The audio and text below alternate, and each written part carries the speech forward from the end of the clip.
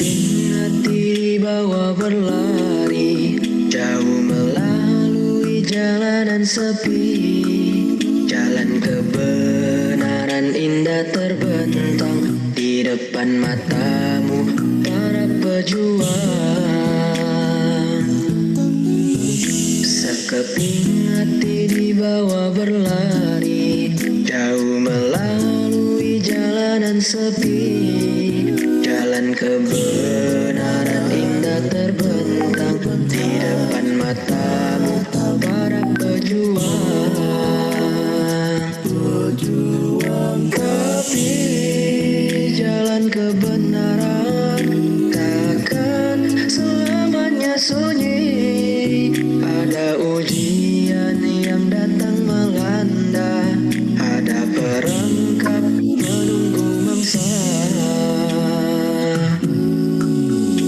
Sekeping hati dibawa berlari, jauh melalui jalanan sepi.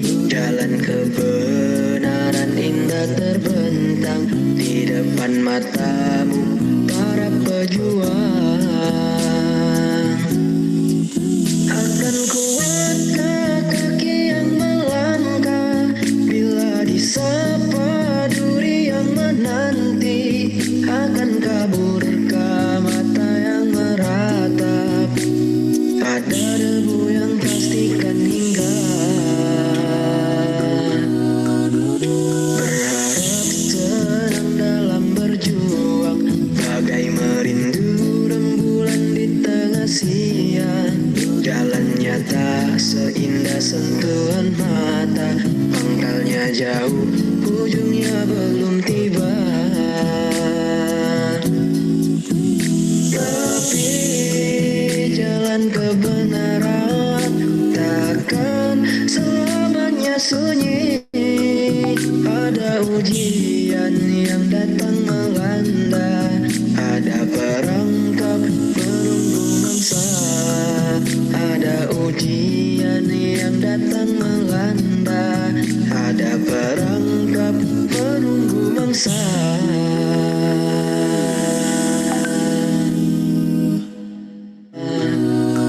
Berharap tenang dalam berjuang, bagai merindu rembulan di tengah siang. Jalannya tak seindah sentuhan mata, pangkalnya jauh, ujungnya belum tiba.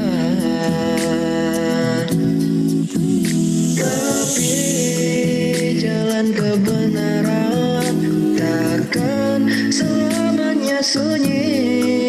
Ada ujian yang datang melanda, ada perangkap menunggu mangsa. Ada ujian yang datang melanda, ada perangkap menunggu mangsa.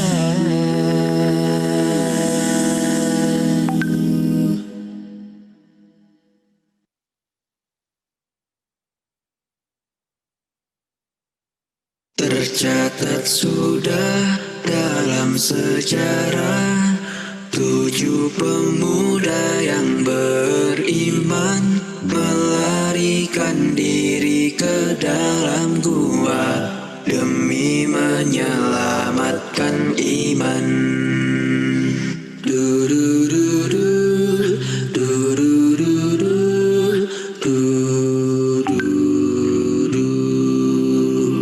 Disangka tidur hanya sehari, rupanya 309 tahun. Zaman bertukar beberapa kurun, di bumi bersejarah Urdu.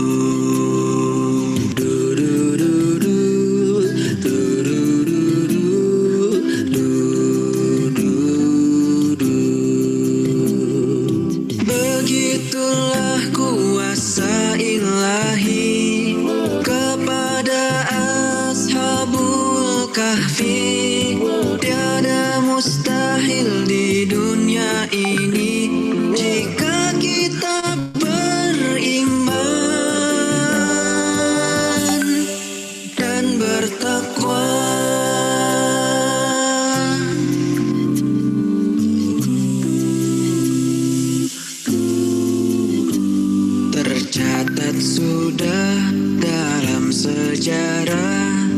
7 pemuda yang beriman, tulang belulang berserakan, tulang dari binatang tunggangan, juga anjing yang dijanjikan surga, Kitmir yang mulia.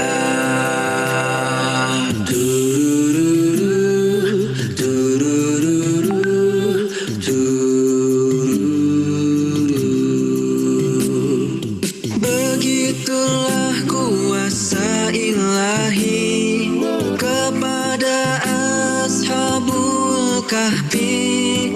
Tiada mustahil di dunia ini jika kita beriman dan bertakwa.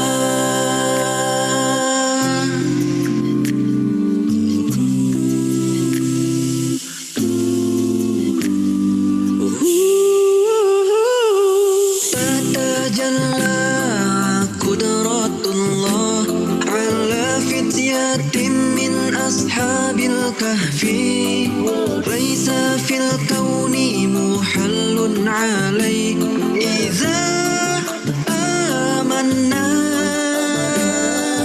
تتجلى قدرة الله على فتية من أصحاب الكهف ليس في الكون محل عليه إذا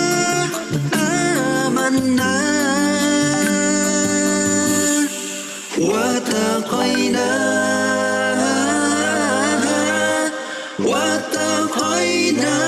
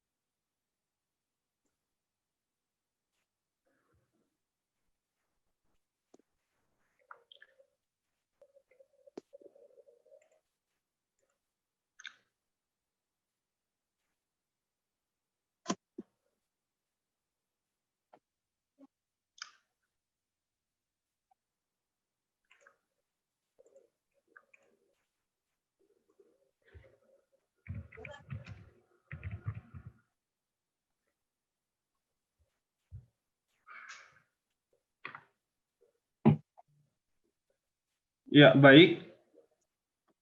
Yang terhormat kami ucapkan kepada pembicara kita, Ibu Hazira Kuci, SPSI MA. Yang terhormat kami ucapkan kepada Ketua Umum Lembaga Dakwah Kampus Al-Fat Universitas Islam Indonesia, Saudara Nur Rahman Aziz. Dan yang kami hormati kepada seluruh hadirin yang telah hadir dan berpartisipasi dalam acara ini. Semoga bisa memberikan kebermanfaatan bagi kita semuanya. Amin. Bismillahirrahmanirrahim. Assalamualaikum warahmatullahi wabarakatuh. Waalaikumsalam warahmatullahi wabarakatuh. Dan salam sejahtera bagi kita semuanya. Alhamdulillah ala nikmatillah, la haula wala quwwata illa billah. Puji syukur kita panjatkan kepada Allah Subhanahu wa taala karena berkat rahmatnya kita masih bisa berkumpul untuk bersama-sama menimba ilmu dari narasumber kita yang sangat luar biasa ini, meski harus dilaksanakan secara online atau daring. Semoga kita bisa tetap selalu sehat dan selalu semangat untuk mengikuti acara ini sampai akhir nanti. Sebelumnya saya ucapkan selamat datang kepada seluruh hadirin di acara webinar dengan tema tips and trik jadi maba produktif. Dan saya sampaikan terima kasih atas partisipasinya dalam acara ini. Semoga hadirin bisa mengikuti acara ini sampai selesai nanti. Perkenankan saya di sini, saya sebagai MC untuk memperkenalkan diri. Nama saya Bagas Saputra dari jurusan Manajemen 2019. Baiklah, sebelum memulai acara, saya akan membacakan susunan acara di pagi hari ini. Yang pertama ada pembukaan, kedua pembacaan kalam ilahi, yang ketiga pembacaan CV, moderator oleh MC, yang keempat pembacaan CV pembicara, kelima penyampaian materi, keenam sesi tanya jawab, ketujuh sesi webinar ditutup, kedelapan penyampaian pembukaan oprek alfat, kesembilan pengisian form absensi webinar, ke-10 sesi foto bersama, dan yang terakhir adalah penutupan. Sebelum saya mulai acara ini, tentunya ada tata tertib webinar yang akan saya bacakan. Yang pertama ada peserta diskusi adalah mahasiswa Universitas Islam Indonesia. Dan yang kedua, kamera wajib dihidupkan selama diskusi berlangsung. Jadi dari awal MC membuka sampai dengan akhir nanti ditutup. Karena nanti juga ada sesi foto bersama. Jadi untuk seluruh peserta wajib menghidupkan kameranya. Yang ketiga, matikan mikrofon saat pembicara sedang menjelaskan materi atau dari awal dibuka sampai dengan akhir ditutup. Jika tidak ada kepentingan untuk berbicara, mohon untuk mikrofonnya dimatikan. Dan yang keempat adalah menjaga adab saat diskusi, seperti memakai pakaian yang sopan dan rapi, tidak sambil tiduran, dan tidak sambil mengerjakan aktivitas lain. Jika ada yang bertanya, boleh makan atau minum? Tidak, boleh. Jika nanti kita selenggarakan secara offline, pastinya kita akan menyediakan snack. Karena ini secara daring, mungkin teman-teman atau hadirin sekalian bisa makan snack yang ada di rumah ataupun minum juga boleh. Gitu ya. Baik, hadirin yang saya hormati, sebelum kita mulai acaranya dengan mengharap ridho Allah Subhanahu wa taala, mari kita buka acara ini dengan mengucap lafaz basmalah bersama-sama. Bismillahirrahmanirrahim. Selanjutnya, yang saya hormati hadirin sekalian, marilah kita dengarkan lantunan kalam ilahi yang akan dibawakan oleh Saudara Hilmi. Kepadanya kami persilahkan. Assalamualaikum warahmatullahi wabarakatuh. Waalaikumsalam warahmatullahi wabarakatuh. A'udzu billahi minasy syaithanir rajim. Bismillahirrahmanirrahim.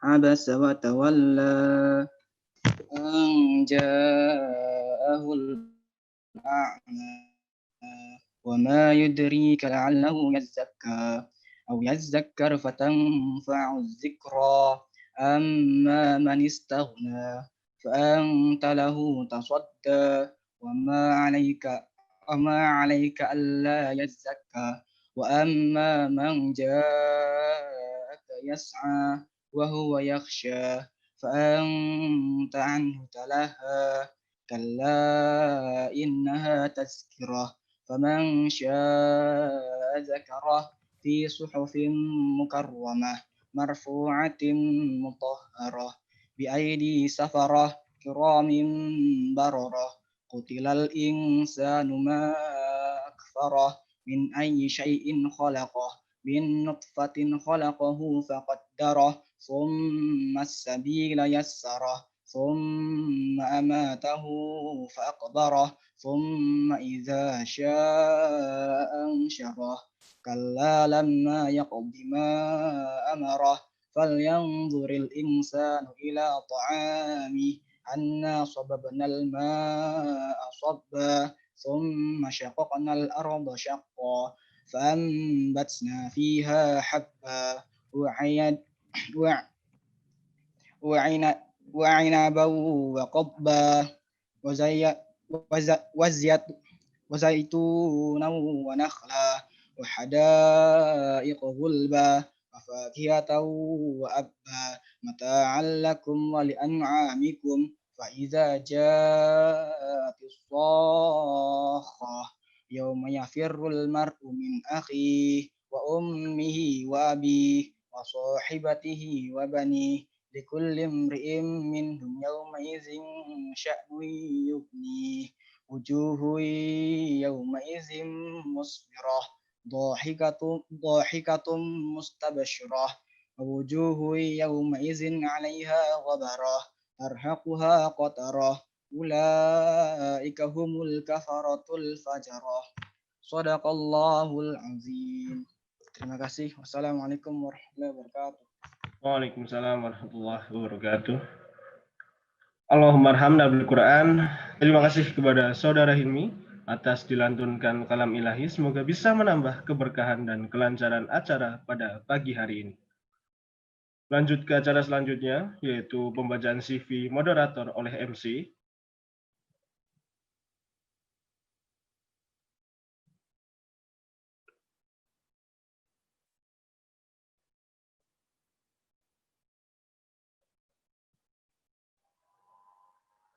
Baik, saya akan bacakan CV, kurikulum vitae dari moderator kita. Beliau bernama Nurul Aziza, Ilmu Komunikasi 2019, Islamic University of Indonesia. Beliau lahir di Tasikmalaya, Juli 2001, domisili sekarang di Tasikmalaya, Jawa Barat. Saya akan membacakan riwayat pendidikan. Pendidikan formal yang pertama, yaitu SDN 1 Tugu Kota Tasikmalaya, selanjutnya pindah ke SDN 3 Nagarawangi Kota Tasikmalaya. Selanjutnya untuk SMP menempuh di S1 Kota Tasikmalaya, SMAN 1 Kota Tasikmalaya, dan sekarang kuliah di Ilmu Komunikasi Universitas Islam Indonesia. Pendidikan non formal yang ditempuh, yang pertama ada English Beginner Program, Tursina Conversation Club. Selanjutnya ada English Intermediate Program di Tursina Conversation Club. Selanjutnya ada B1 Level Program, B2 Level Program di Tursina Conversation juga. Selanjutnya ada Content Creator Training di Yuk Ngaji di Yogyakarta. Selanjutnya ada Rhetoric, The Art of Persuasive Writing and Public Speaking di Harvard University Online Course. Dan selanjutnya ada kelas Muamalah Muslimah dan Husnul Khotimah, Virtual Intensive Pesantren Darus Solihat. Dan yang terakhir, ikut kuliah studi Islam online, Lembaga Studi Islam. Sekilas pengalaman, yang pertama peserta Lomba Dongeng Bapusipda Jawa Barat, dan yang kedua anggota Palang Merah Remaja pada saat SMP di 1 Tasikmalaya. Selanjutnya ada Badan Pengawas Esperanto da Satas EDS SMAN 1 Tasikmalaya, Koordinator Sekbid 10 Pembinaan Bahasa dan Komunikasi OSIS SMAN 1 Tasikmalaya, dan Malaysia Student Ambassador 2018 Signature Mobility Program Malaysia, mentor aktif kelas on bahasa Inggris Central Language Improvement atau CLE di UII, dan yang terakhir ada anggota Departemen Kemuslimahan LDK Alfat UII. Nah, itu sekilas moderator. Mungkin cukup sekian.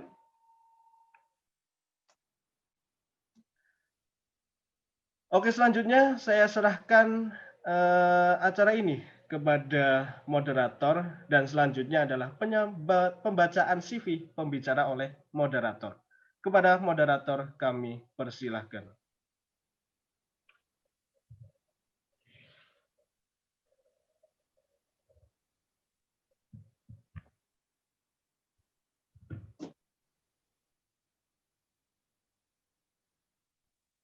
Halo, apakah suara saya sudah terdengar? Sudah. Sudah, alhamdulillah. Terima kasih kepada saudara saya MC Bagas. Selanjutnya saya akan membacakan MC moderator kita pada pagi hari ini, yaitu Ibu Hazira Kudsi. Boleh itu operatornya di share screen?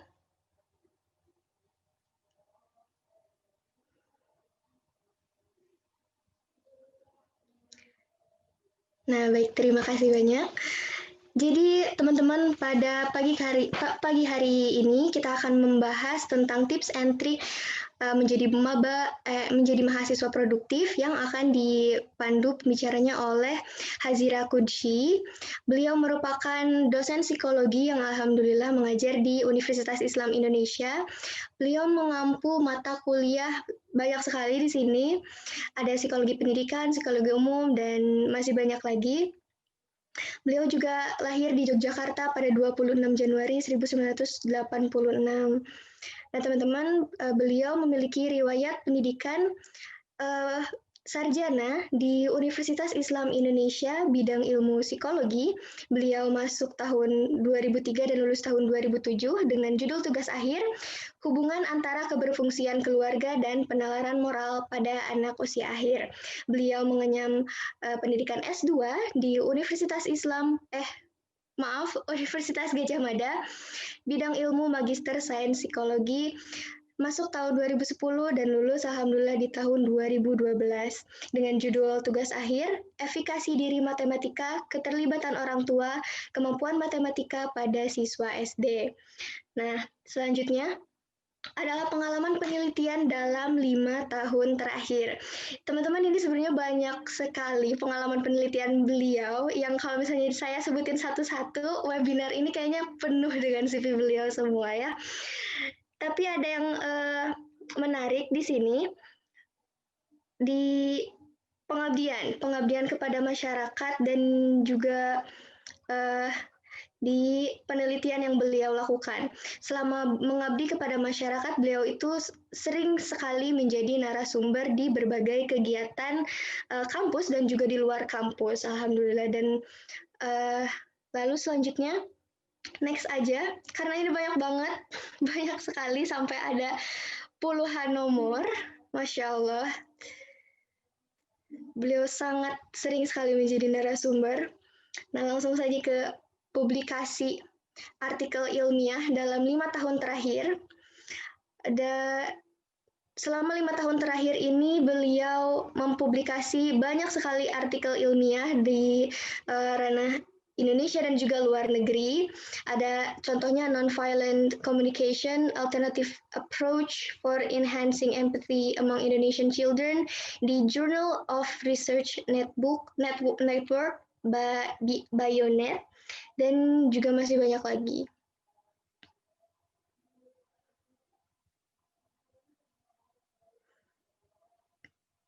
Ya, ke atas dulu. Nah, itu.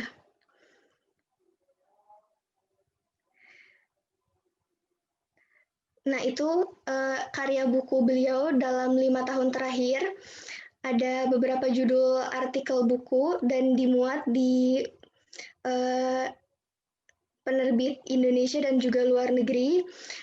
Salah satunya adalah penerapan model pembelajaran kolaboratif untuk meningkatkan regulasi belajar dan prestasi belajar mahasiswa pada mata kuliah dalam judul buku Implementasi Metode Kolaboratif dan Bermain Peran dalam Pembelajaran di UII, penerbitnya di UII. Dan kalau misalnya kita agak scroll lagi ke bawah di nomor 3, itu ada Strategies for Controlling Internet Usage in Dual Earner Families. Artikel beliau ini dipublikasikan dalam judul buku Studies in Educational and Rehabilitation Psychology, dan penerbitnya adalah Peter Lang GmbH, Berlin. Dan Masya Allah sekali ya, ini CV ini sangat kaya dengan kontribusi dan dedikasi.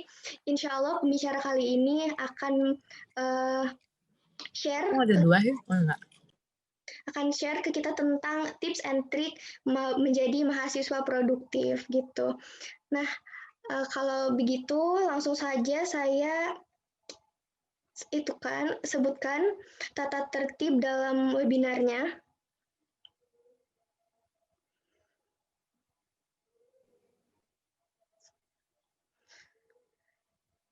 Ya, tata tertib dalam mengikuti webinar kali ini.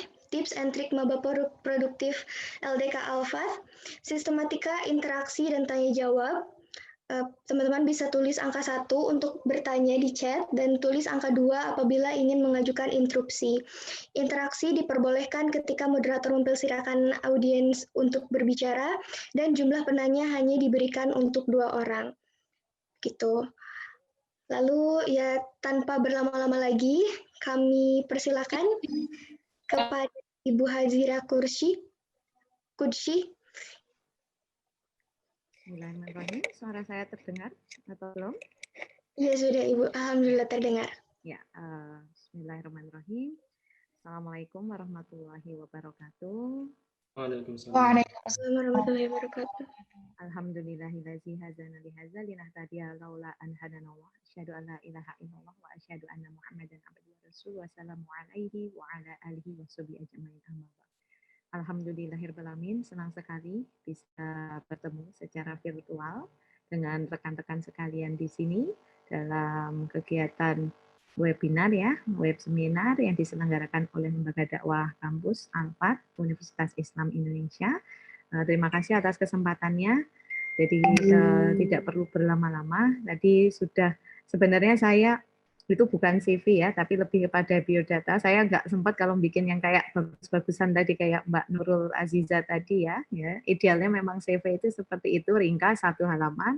Itu jadi tidak perlu dicontoh ya kalau untuk students ya. Jadi itu memang saya hanya karena belum sempat aja ya, belum sempat aja membuat yang terbaru sehingga ya sudahlah saya kasihkan aja gitu ya. Maka hari ini saya diminta oleh teman-teman LDK Al-Fat untuk sedikit berbagi ya, saya akan bilang berbagi termasuk untuk kita membangun memunculkan insight bersama mengenai bagaimana menjadi mahasiswa yang produktif begitu ya. Tadi kalau saya lihat CV Mbak Nurul Aziza selaku moderator itu sangat saya berpikir wah ini keren juga ini mahasiswa yang baru 1 tahun kuliah sudah punya pengalaman yang relatif baik gitu ya, artinya relatif banyak gitu ya. Dan ini saya membayangkan kalau besok Anda masih kuliah ya 2 tahun lagi gitu sebanyak apalagi pengalaman yang bisa didapatkan kan gitu. Nah, saya juga berharap nanti teman-teman juga bisa melihat seperti itu ya, mencontoh seperti itu. Oke, saya langsung akan untuk share screen dulu ya, sebentar.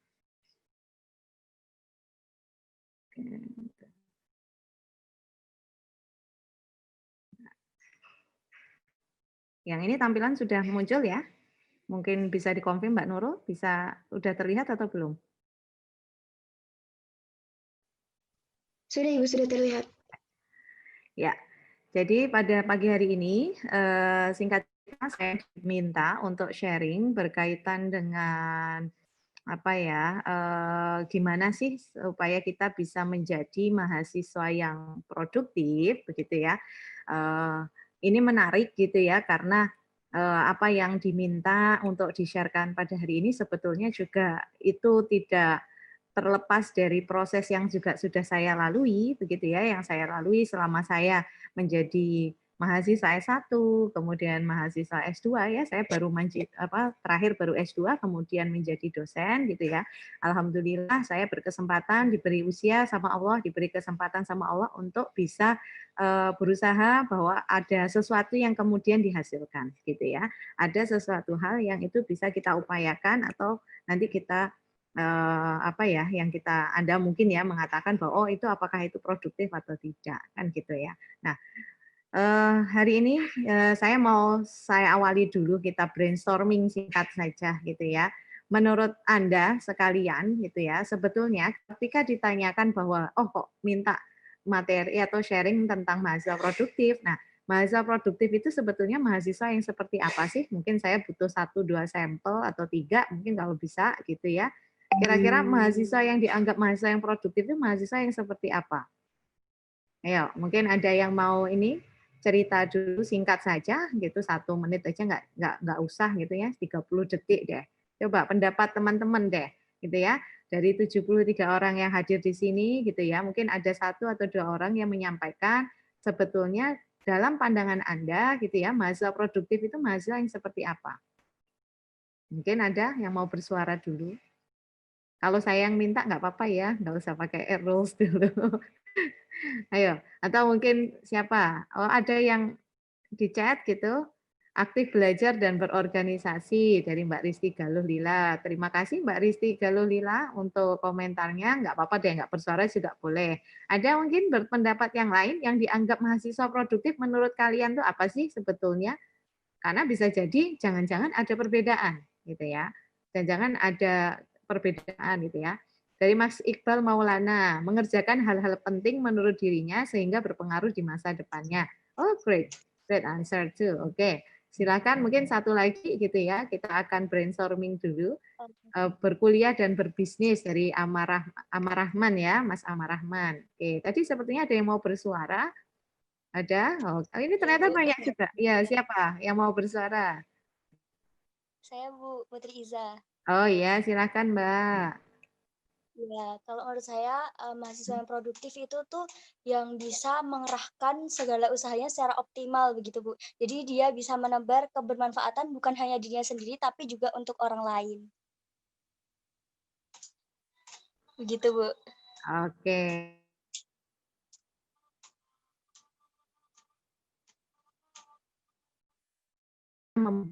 Bermanfaat gitu ya, bahwa dia itu bisa bermanfaat.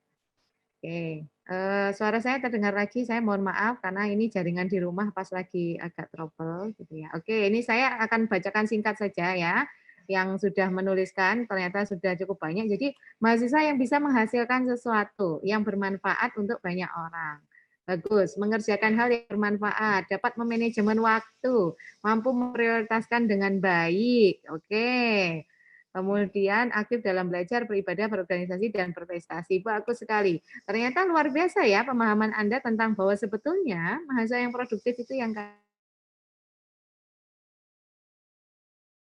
sampaikan tadi, Anda sharekan, kita brainstorming bersama bahwa pada prinsipnya yang Anda maknai itu kan sebenarnya nggak jauh berbeda dengan apa yang disebut produktif dalam kamus besar ya. Jadi ini kita awali dulu dari segi bahasa gitu ya. Bahwa yang namanya produktif itu sebetulnya apa? Kenapa kok kemudian kita sebut mahasiswa yang produktif kan gitu atau dosen yang produktif? Karena ada juga gitu ya. Kami dosen UII itu kan juga ada saya akan bilang ada proses evaluasi yang dilakukan oleh pihak UII gitu ya untuk mengevaluasi produktif atau tidak, berprestasi atau tidak dan sebagainya. Alhamdulillah tahun 2010 kemarin saya diberi kesempatan gitu ya menjadi juara 1 dosen berprestasi di UII untuk bidang sosial humaniora gitu ya dan bisa diamanahi sebagai juara 2 dosen berprestasi di tingkat Kopertis wilayah 5 DIY gitu ya. Nah, apa yang menjadi salah satu penilaian dalam proses dosen berprestasi itu salah satunya adalah produktivitas ya. Produktivitas. Nah, produktivitas itu apa? Ya, namanya produktif itu kan dia mampu menghasilkan. Tadi sudah ada statement dari teman-teman ada sesuatu yang dihasilkan. Sesuatu yang itu memberikan manfaat, ya kan? Sesuatu yang itu sifatnya menguntungkan, ya kan? Nah, tadi dari statement-statement yang Anda sampaikan, yang sampaikan itu tidak sedikit yang ternyata menyebutkan bahwa oh, intinya produktif itu sesuatu yang itu bisa menghasilkan dan bermanfaat. Atau kata lain juga mungkin kalau dalam konteks bisnis itu adalah menguntungkan. Ya. Nah, itu semua benar gitu ya bahwa memang dalam proses yang namanya produktivitas itu adalah kita bisa menghasilkan sesuatu dan itu sifatnya bisa bermanfaat. Ya, atau minimal menguntungkan gitu ya. Menguntungkan untuk siapa? Bermanfaat untuk siapa? Minimal untuk diri kita sendiri. Ya. Nah, kalau saya secara pribadi ya saya nggak mau memposisikan saya sekedar hanya sebagai dosen dulu ya, karena nanti terlalu jomplang. Tapi saya kan juga pernah jadi mahasiswa, ya. Saya pernah jadi mahasiswa S1. Saya alma maternya juga UII, ya. Saya alumni UII, psikologi UII. Dan alhamdulillah saya diberi amanah bisa menjadi mahasiswa berprestasi tingkat UII, ya, Mawapres UII. Kemudian bisa sampai ke tingkat nasional, gitu ya. Saya bisa menjadi finalis Mawapres tingkat nasional. Alhamdulillah. Itu diberi kesempatan oleh Allah untuk merasakan pengalaman belajar yang itu di luar kuliah. Ya. Nah, dari segi dalam proses kompetisi tersebut, itu salah satu unsur yang jelas dilihat itu adalah produktivitas. Produktivitas dalam hal apa? Kalau dalam konteks Mawapres itu adalah dalam konteks memang prestasi. Ya. Kemudian karya ilmiah atau karya tulis, gitu kan. Nah, prestasi ini bisa macam-macam, ya. Terserah mau prestasi yang itu sifatnya penalaran, mau sifatnya yang itu seni atau olahraga gitu, itu terserah, ya. Intinya ada sesuatu yang itu dihasilkan dalam bentuk achievement dalam konteks mahasiswa, ya waktu itu saya. Nah, kalau dalam konteks dosen, saya yang jelas dilihat itu adalah bagaimana dalam membuat inovasi-inovasi pengajaran. Ya, bagaimana dalam membuat karya-karya tulis ilmiah, ya, publikasi-publikasi penelitian. Makanya kenapa biodata saya isinya begitu, karena itu tuntutan ketika saya diminta untuk pemberkasan untuk dosen berprestasi, untuk kalau mengajukan hibah atau kompetisi penelitian gitu ya. Itu harus ditunjukkan pengalaman-pengalaman itu. Makanya saya munculkan. Selalu pasti saya tulis 5 tahun terakhir karena yang diminta begitu, ya. Maka saya harus tuliskan pengalaman penelitian saya, bagaimana pengalaman mendapatkan hibah penelitian, hibah itu pendanaan penelitian gitu ya. Bagaimana kemudian saya sebagai pemakalah baik nasional maupun internasional dan sebagainya. Karena yang dilihat itu produktivitas, ya. Jadi hasilnya apa? Ya, outputnya apa, ya. Nah, kalau yang tadi saya munculkan itu baru sebatas biodata yang sebenarnya masih relatif sederhana kalau untuk mengajukan hibah. Kalau yang mau kompleks lagi yang saya ajukan untuk kalau mau kompleks lagi itu yang mau saya seperti yang saya ajukan kalau untuk seleksi dosen berprestasi, ya. Nah, maka kontekskan ya kita samakan dulu persepsi dan alhamdulillah sudah sama. Ya, alhamdulillah sudah sama gitu ya. Bahwa yang namanya produktif itu yang seperti apa. Nah, pertanyaannya lagi adalah sebetulnya produktif yang seperti bagaimana? Gitu ya. Dalam konteks mahasiswa, produktif ini atau produktivitas ini adalah produktivitas yang seperti apa? Dalam konteks bagaimana? Dalam konteks seperti apa? Ya kan? Nah, kalau misalnya tadi ya saya melihat CV Mbak Nurul Aziza atau mungkin dari brainstorming tadi teman-teman sekalian gitu ya, saya bisa mendapatkan gambaran bahwa ternyata teman-teman sekalian punya pemahaman yang relatif sama bahwa yang namanya produktif untuk mahasiswa itu bisa dari berbagai aspek, dari berbagai sisi. Ya kan? Kalau tadi dari brainstorming tadi itu kan tidak jauh-jauh beda dengan ini. Ya kan?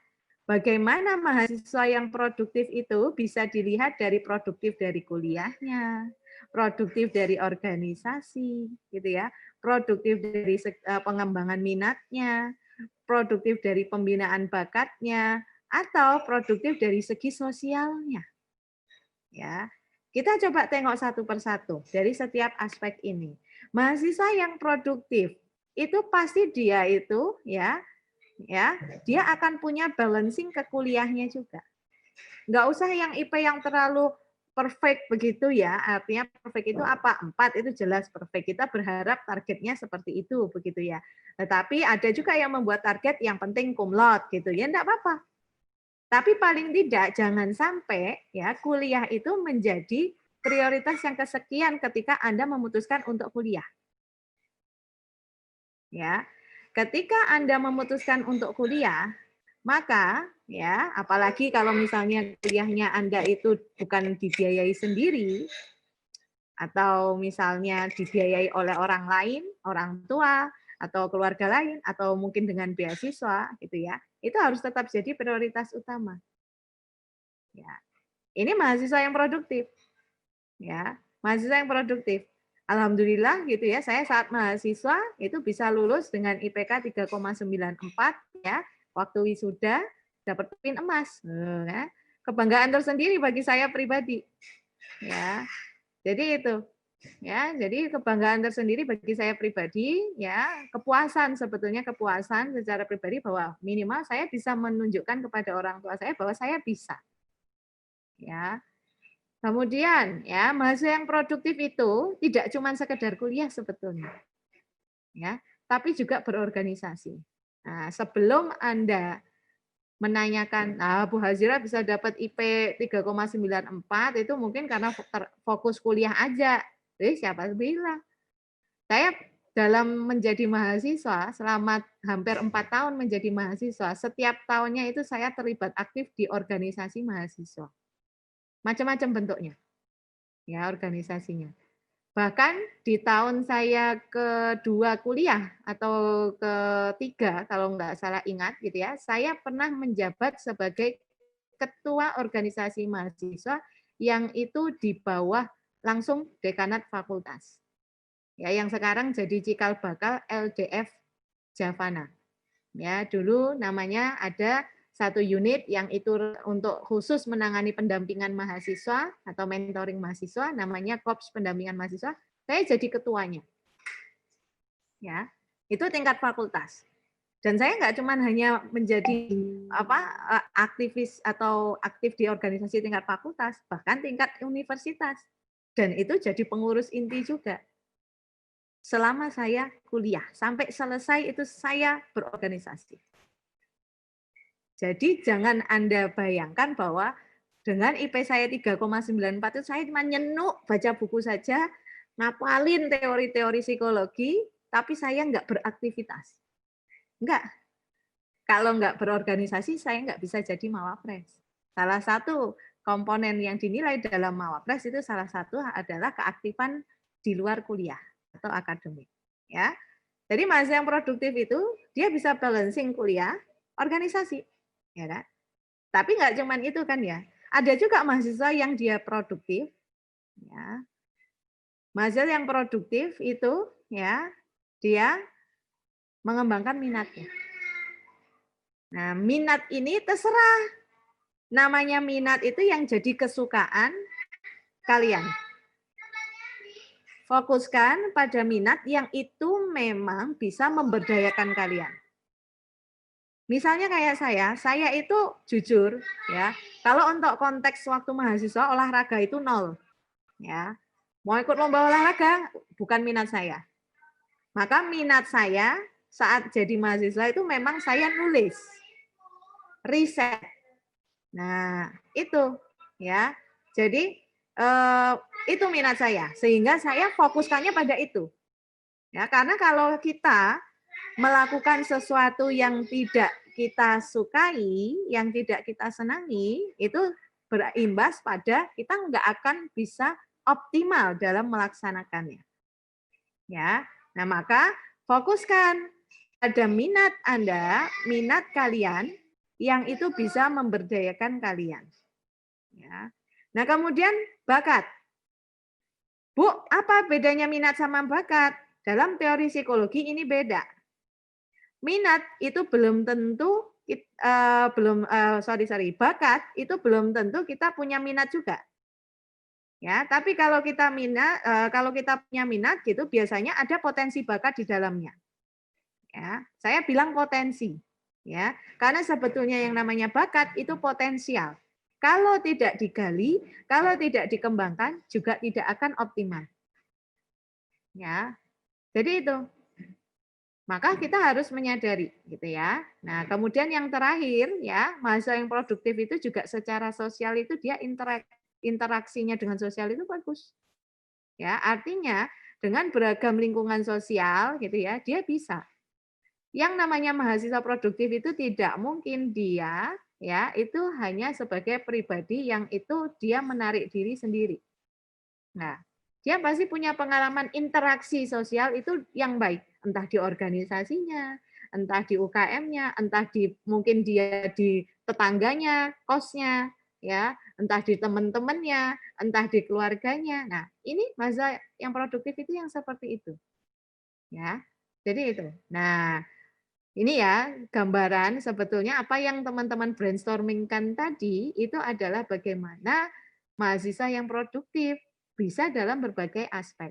Nah, pertanyaan lagi, lantas bagaimana cara kita ya menjadi produktif? Ya, kan jadi gitu ya yang menjadi pertanyaan teman-teman di acara hari ini kan. Gimana caranya supaya bisa jadi produktif, Bu? Ya kan?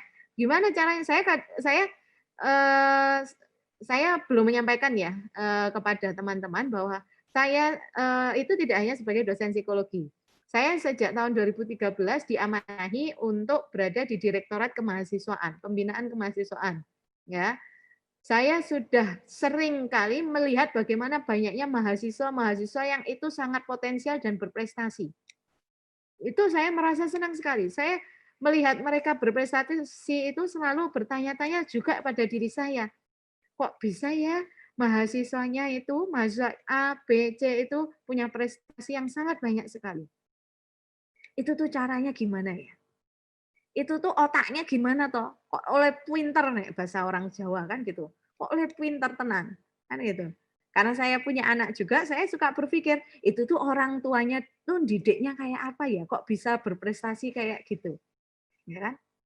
Ya, jadi karena saya di kemahasiswaan, saya juga suka melihat, ya, mengamati bagaimana mahasiswa-mahasiswa yang berprestasi, yang itu bolak-balik datang ke kemahasiswaan, mengajukan dana untuk kegiatan, mengajukan permohonan untuk mendapatkan reward berprestasi atau reward prestasi atau reward publikasi, kan gitu. Nah, ini saya exciting, ternyata mahasiswa UI itu berprestasi dalam bidangnya masing-masing. Ya, ternyata mahasiswa UI ini banyak yang produktif dalam bidangnya dan minatnya masing-masing. Ya. Jadi itu artinya apa? Bahwa sebetulnya Anda semua, kita semua itu punya potensi untuk menjadi mahasiswa atau orang yang produktif. Ya, tinggal gimana caranya? Ya kan? Pertanyaannya kan gitu ya. Tinggal gimana caranya? Ya. Nah, sebelum itu ya, kita lihat dulu ya. Kita akan coba lihat dulu sebentar gitu ya. Mudah-mudahan tidak ada kesulitan. Bisa terlihat nggak? Bisa ya?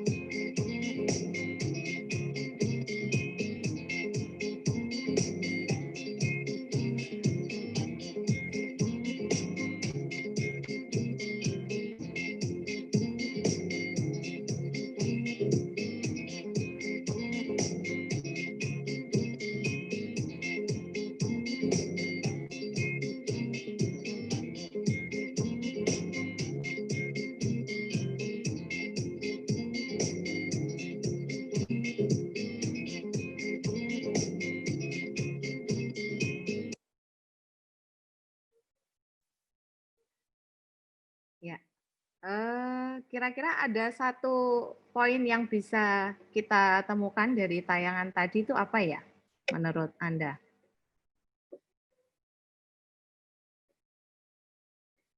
Apa? Boleh di chat kalau yang tidak mau bersuara.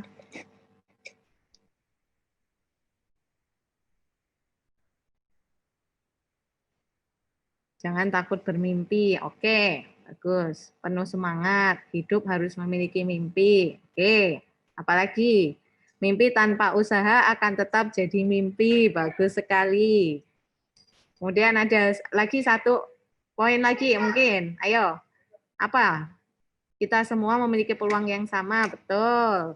Bermimpi besar dan berusaha untuk meraihnya. Oke. Tapi ada satu hal yang menarik dari tayangan tadi itu apa? Selain bahwa dia punya mimpi, kemudian dia berusaha, ya siapapun bisa mencapai apa yang diimpikan, tidak harus orang pintar atau kaya, betul. Tadi yang bersangkutan juga mengatakan bahwa dia pun kuliah sempat dapat nilai C juga, gitu ya. Tidak ada yang tidak mungkin, walaupun itu sekedar mimpi. Ada kemauan keras untuk mewujudkannya, oke. Tapi yang konkret apa tadi? Nah, ini dia dari Amar Rahman ini, Mas Amar Rahman. Berani menuliskan mimpi-mimpi. Ya. Yang ingin saya tekankan di sini itu adalah itu yang ingin saya arahkan ya. Bahwa dari contoh ini tadi, ini kan sebenarnya hanya satu contoh. Kalau Anda mau cari tahu gitu ya di video YouTube atau video-video yang ada itu ada kesamaan di antara mereka. Bahwa mereka itu punya target, punya cita-cita yang itu mereka tuliskan. Ya. Itu yang pertama dulu. Bahwa mereka ketika punya impian, mereka punya cita-cita, ya, mereka punya target, mereka tuliskan itu. Nah, itulah yang sebetulnya ingin saya ajak kepada teman-teman semua hari ini, bahwa ketika kita ingin mencoba untuk menjadi produktif, gitu ya, maka langkah awal yang perlu kita lakukan adalah bagaimana kita membuat target. Menuliskan target kita, menuliskan tujuan kita. Apa? Ya, kalau dalam konsep manajemen atau psikologi gitu ya, itu sering dikenal sebagai yang namanya goal setting. Jadi goal setting gitu ya, udah sering dengar ya, goal setting gitu ya. Ya, Bu, kok mesti selalu begitu? Loh, nanti kita lihat ya. Kenapa saya mengajak Anda untuk mengawali itu dulu ya dengan membuat tujuan atau target Anda. Ya, orang kan sering mengatakan gitu ya, goal, tujuan itu bisa kita katakan sebagai sebuah target, bisa kita katakan sebagai sebuah cita-cita, ya, atau impian gitu ya. Nah, setting itu menetapkan. Bagaimana kemudian kita menetapkan tujuan, menetapkan target, menetapkan cita-cita kita, impian kita itu apa. Ini langkah pertama yang harus kita lakukan kalau kita pengen jadi produktif. Makanya kenapa saya nggak suka dengan istilah hidup itu mengalir saja. Ya kalau ngalirnya enak gitu ya, maksudnya hidup kok cuman ngikutin arus aja. Nah gitu. Saya nggak terlalu suka dengan istilah itu bahwa hidup itu mengalir mengikuti arus saja. Ya kalau arusnya jelek gitu ya, terus kemudian kita ngikut aja juga kan gitu, kita tidak berusaha gitu kan. Nah itu jangan. Itu menyalahi qada dan qadarnya Allah kalau seperti itu. Kita harus yakin bahwa kita gitu ya ada takdir ya pada diri kita, pada kehidupan kita, tapi kita juga harus yakin bahwa yang melingkupi salah satu dalam bagian dari takdir kita itu adalah usaha kita. Makanya kenapa kita harus mengimani qada dan qadar gitu kan.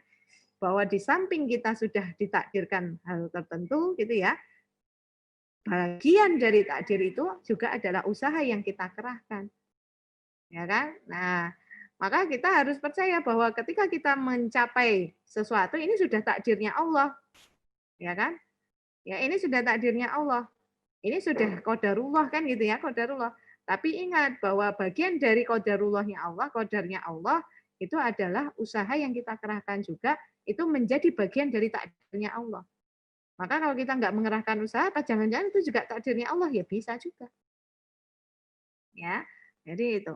Nah, penting. Kenapa kemudian kita awali dengan goal setting? Nah, ini gambar apa? Gambar permainan sepak bola. Ya. Bola kalau sudah ditembakkan ke gawang itu bunyinya apa?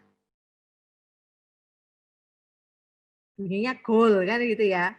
Gol gitu ya. Gol tapi gol, GOOLL gitu kan, gol gitu kan.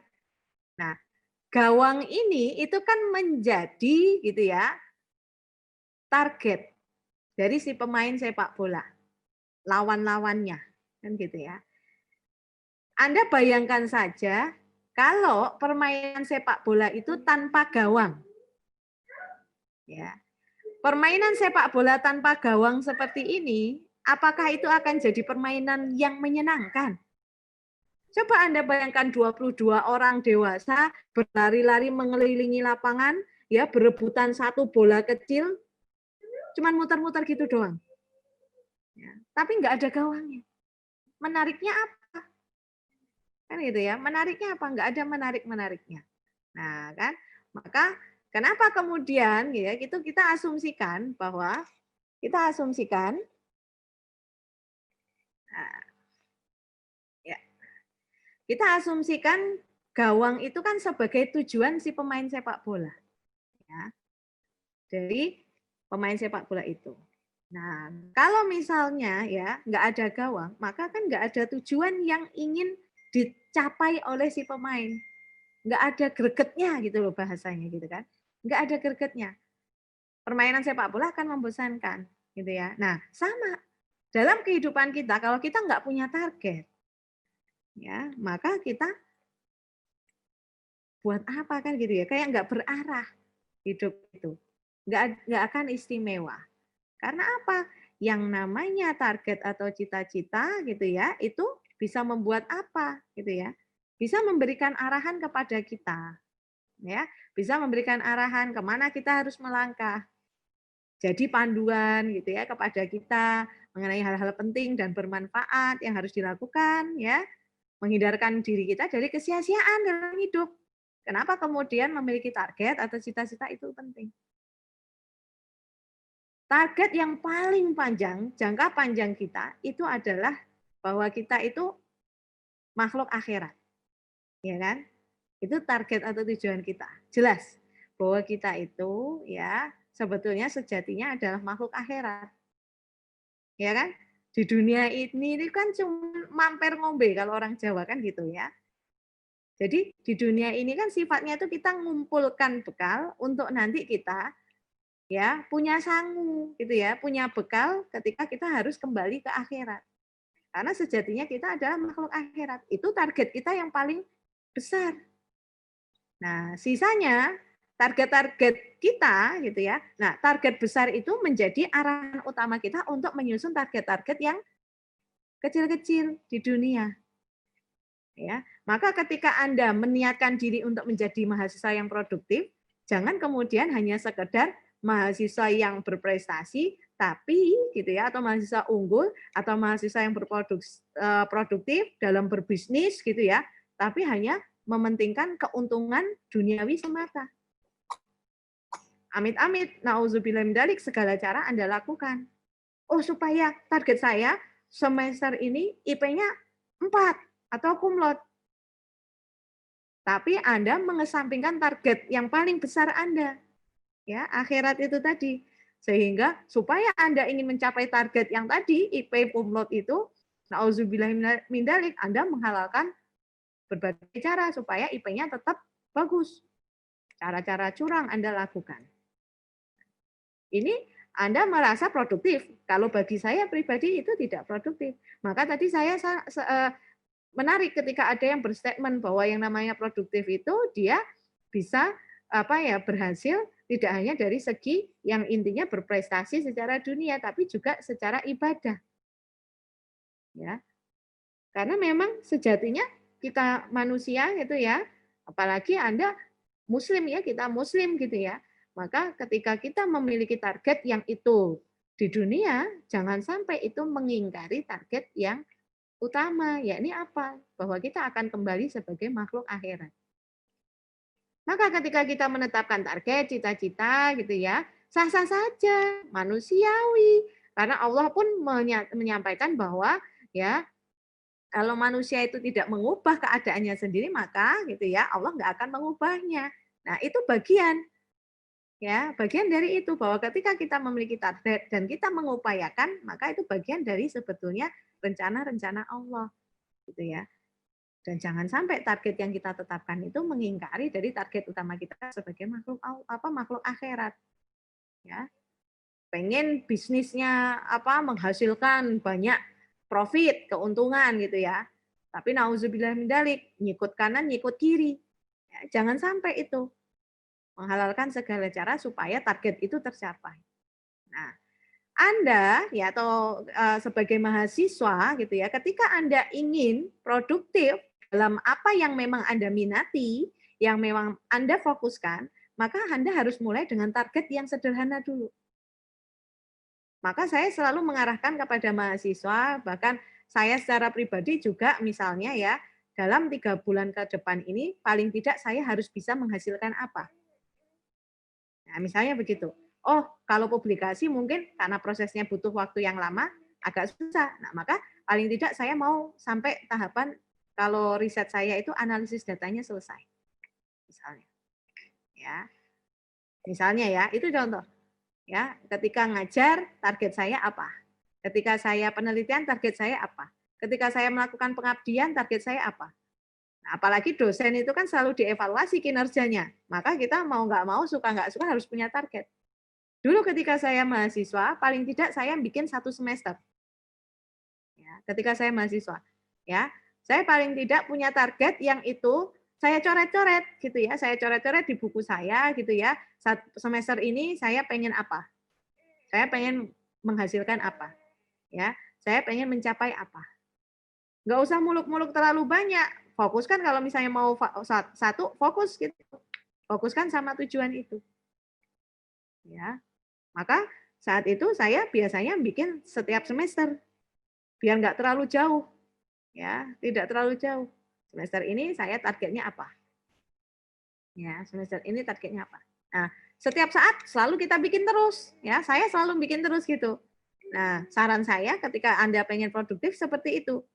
Setiap semester itu harus punya target apa yang bisa Anda lakukan, apa yang bisa Anda hasilkan. Sesuai dengan kemampuan Anda, sesuai dengan potensi Anda, sesuai dengan minat bakat Anda. Ya. Dan tentunya sesuai dengan sumber daya yang Anda miliki. Ya, karena tiap orang tidak sama. Jangan pernah menyamakan diri Anda atau diri kita dengan orang lain. Walaupun ya tentu manusiawi ada perasaan kita pengen kayak orang lain. Ya, saya juga gitu, walaupun orang psikologi juga sama. Ya, kok kayaknya teman saya itu keren ya, udah bisa kayak gini. Saya kapan nih? Nah, saya kapannya ini tuh harusnya bisa memacu kita. Ya, harusnya bisa memotivasi kita. Ya, irinya iri yang diperbolehkan itu kan yang seperti itu kan ya. Iri yang baik, bukan iri yang dengki.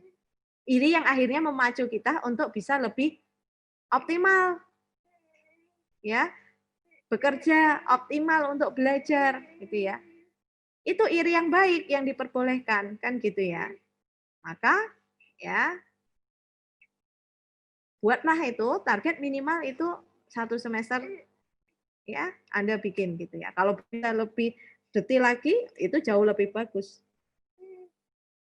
Dan ingat ya, kalau tadi di tayangan tadi ya ini sekedar untuk ini ya.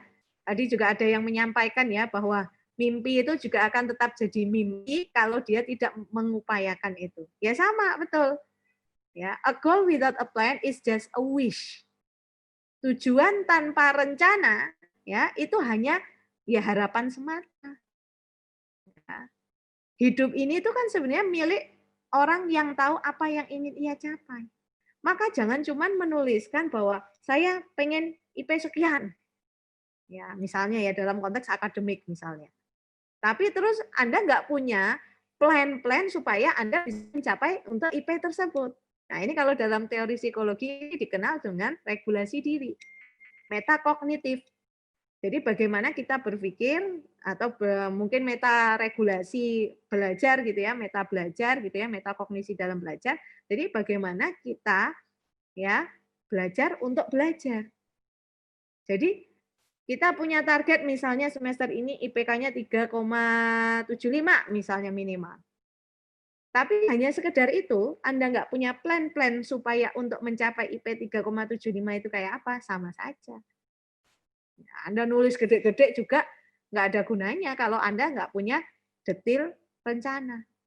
Maka rencanakan, oh berarti saya mempersiapkan untuk misalnya ini udah besok mau mulai kuliah, maka nanti setiap kuliah itu saya akan petakan tugas-tugasnya gitu ya dalam buku gitu ya, kemudian macam-macam kuliahnya apa saja termasuk dengan timeline-nya dan sebagainya. Untuk memudahkan kita memetakan macam-macam tugas kuliahnya misalnya. Supaya saya tidak terlambat mengumpulkan tugas, supaya tidak tumpuk-tumpuk misalnya. Nah, ini kan bagian dari rencana untuk mencapai target IPK minimal 3,75 misalnya. Ya. Jadi itu. Ketika misalnya berbisnis pun demikian kan. Ketika kemudian Anda berorganisasi pun demikian. Target saya ketika berorganisasi, saya minimal mengembangkan skill komunikasi saya. Nah, supaya untuk menguji skill komunikasi saya, maka saya harus apa? Di dalam organisasi tersebut. Oh, saya supaya tambah skill-nya, maka saya minta untuk nanti saya ikut kompetisi atau mungkin saya latih dalam sesi rapat-rapat ini misalnya. Ya, ini contoh sederhana. Ya, jadi ada plan dalam proses kita mencapai tujuan itu. Ya, jadi jangan hanya sekedar ditulis saja, tapi kita nggak tahu gitu ya, nggak tahu ya apa namanya rencana-rencana apa yang perlu kita tuliskan atau kita lakukan. Nah, maka penting memang kita tulis target, ya. Tulis ini dalam artian tidak harus yang terlalu yang heboh kemudian ditaruh. Saya bukan tipikal yang kayak gitu kalau dulu. Saya cukup dengan buku saya gitu ya, saya coret-coret aja. Kalau misalnya yang tipikalnya visual biasanya akan kasih gambar-gambar gitu. Ya, boleh sesuka hati kalian, ya kan, sesuai minat kalian. Ya, kalau saya modelnya memang bukan orang yang suka nempel-nempel apa gitu nanti saya akan ke sini, saya akan ke situ, saya akan bisa menang ini, menang itu. Saya jujur saya nggak seperti itu dulu saat mahasiswa. Saya cuma orek-orek aja di buku. Ya itu tergantung kalian aja, kesukaan kalian. Tapi yang penting ya kita punya target yang memang pengen kita capai dengan rencana-rencana itu. Ya. Kalau saya sekarang di dosen memang harus dituntut seperti itu gitu ya.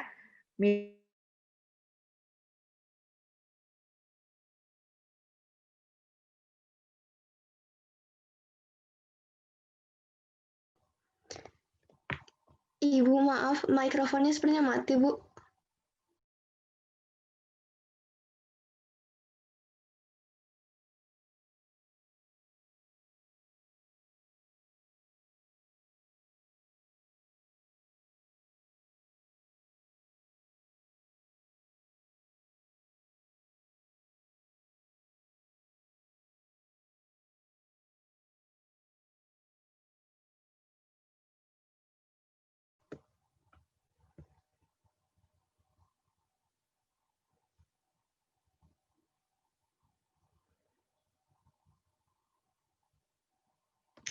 Oke, teman-teman, sepertinya ibunya terputus sambungannya dengan kita. Sambil menunggu beliau, saya pengen mengingatkan lagi untuk teman-teman, persiapkan pertanyaannya dari sekarang karena nanti hanya akan dipilih 2 pertanyaan saja dalam sesi tanya jawab dan insya Allah untuk 2 penanya terpilih akan diberi hadiah nanti insya Allah ya. Jadi siapin pertanyaannya dari sekarang dan nanti di sesi tanya jawab silakan tulis nomor 1 di chat gitu. Nanti 2 teratas insya Allah akan dipilih sebagai penanya yang mendapatkan hadiah. Teman panitia mungkin ada yang terhubung dengan Ibu Hazira?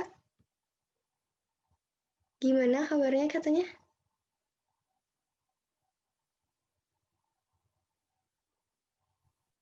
Lagi dihubungi sebentar ya. Oke. Oke, sambil menunggu juga ada teman-teman yang mungkin mau bikin rangkuman atau mau menyampaikan apa aja tadi yang udah didapetin dari Ibu Hazira.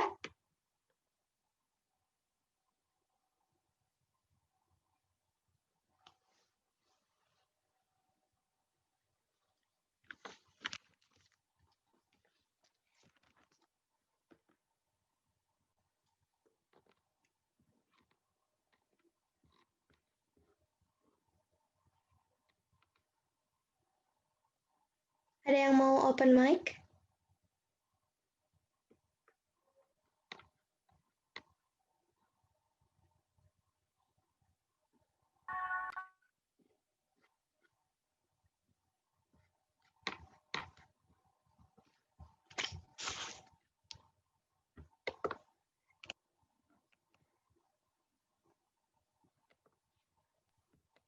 Oh iya, mungkin kita bisa tunggu sebentar karena ibunya sedang terlepas terkoneksinya sedang buruk, jadinya bisa nunggu sambil mungkin bisa dibaca-baca ulang menyiapkan pertanyaan. Terima kasih. Oke.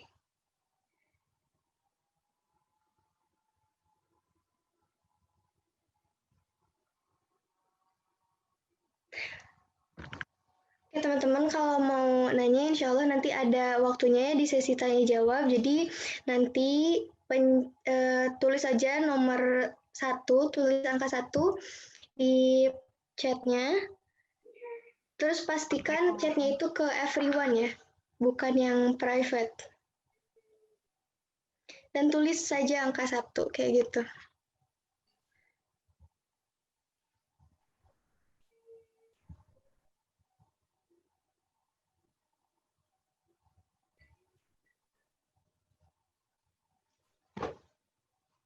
Assalamualaikum, maaf.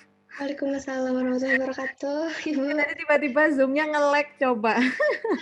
Iya, Aduh ya Allah, maaf ya. Masya Allah ya. Maaf. Waktu saya juga udah habis kan ya?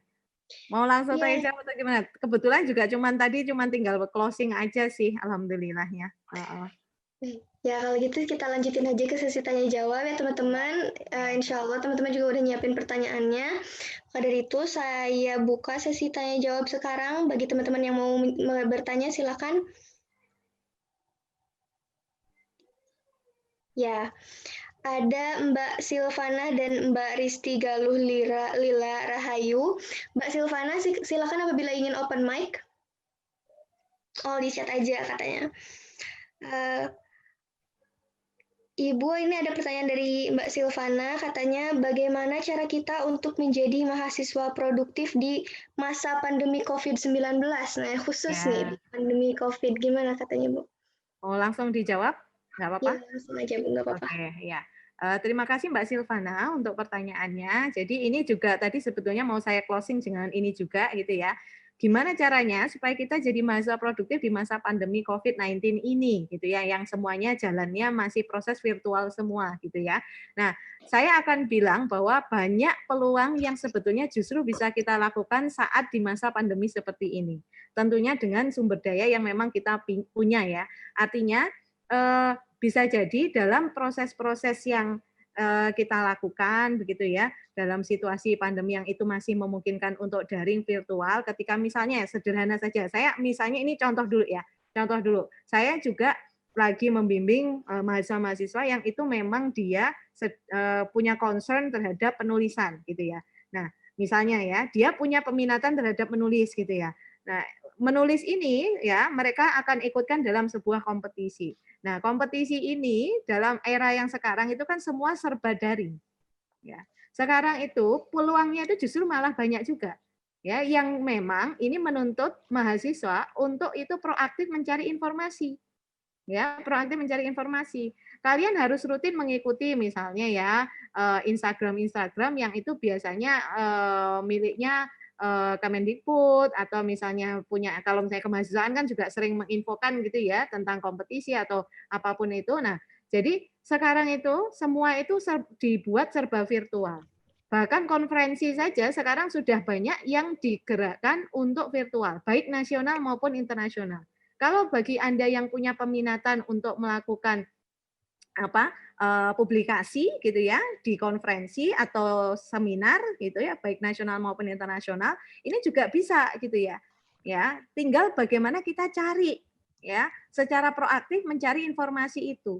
Maka gawai yang Anda punya itu Anda manfaatkan betul ya. Tidak sekedar hanya untuk misalnya ya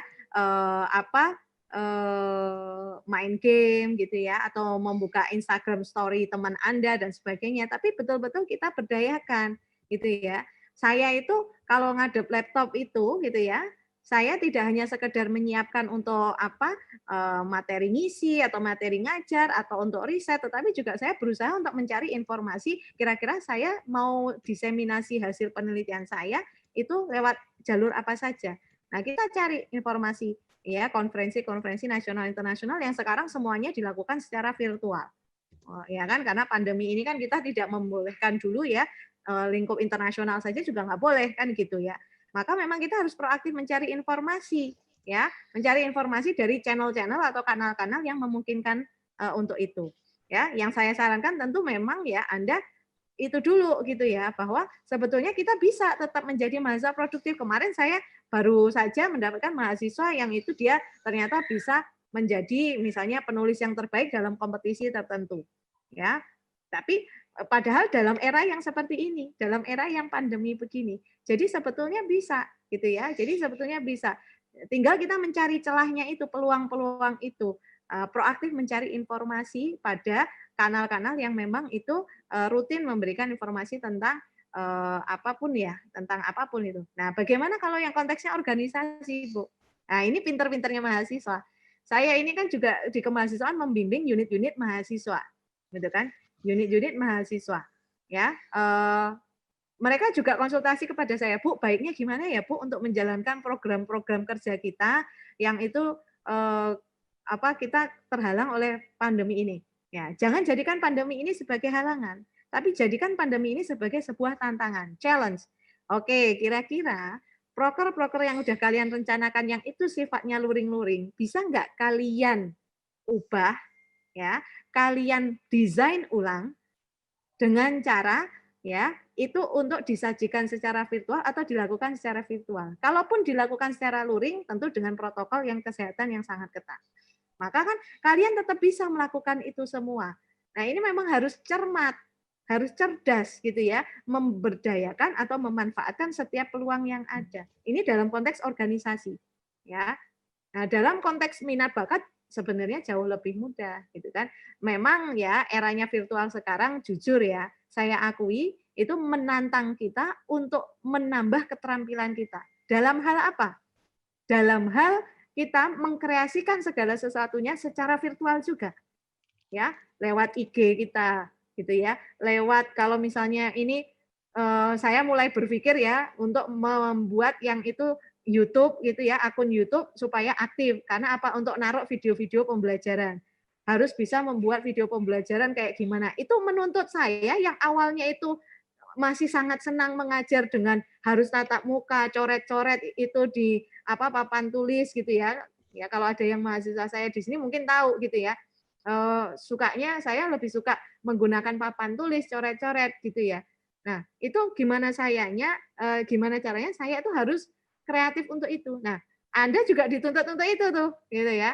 Maka ya itu yang kita manfaatkan. Maka peluang ini sebetulnya masih sangat mungkin asalkan kita mau proaktif untuk mencari informasi. Begitu. Gitu, Mbak Silvana, Mbak Nurul, saya kembalikan dulu. Jadi begitu ya Bu, jadi intinya seorang mahasiswa yang produktif itu tidak pernah terbatas oleh situasi apapun gitu. Apapun situasinya, ia akan mencari peluang untuk dia menjadi produktif. Seperti itu ya Bu ya.